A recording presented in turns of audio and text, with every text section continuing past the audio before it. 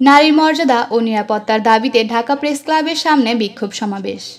নারী বিদ্বেষী বক্তব্য বন্ধ এবং নারীর অধিকার প্রতিষ্ঠার দাবিতে আজ জাতীয় প্রেস ক্লাবের সামনে বাংলাদেশ নারী মুক্তি কেন্দ্র এক বিক্ষোভ সমাবেশের আয়োজন করে।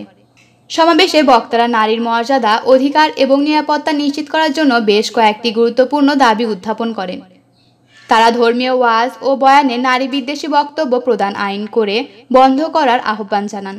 পাশাপাশি মোরাল পুলিশিং ও মব জাস্টিসের মতো বেআইনি কর্মকাণ্ডের অবসান এবং মত প্রকাশের স্বাধীনতা নিশ্চিত করার জন্য দাবি জানান।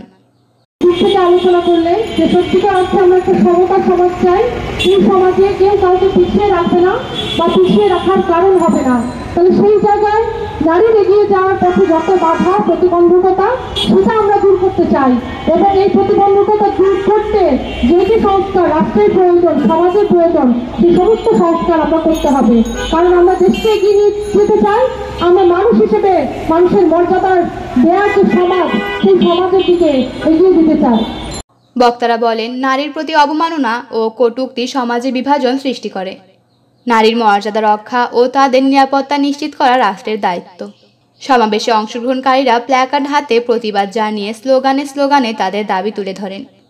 বাংলাদেশ নারী মুক্তি কেন্দ্রের এই উদ্যোগ নারী অধিকার রক্ষার আন্দোলনে একটি নতুন দৃষ্টান্ত হিসেবে বিবেচিত হচ্ছে। দৈনিক জয়সাগর।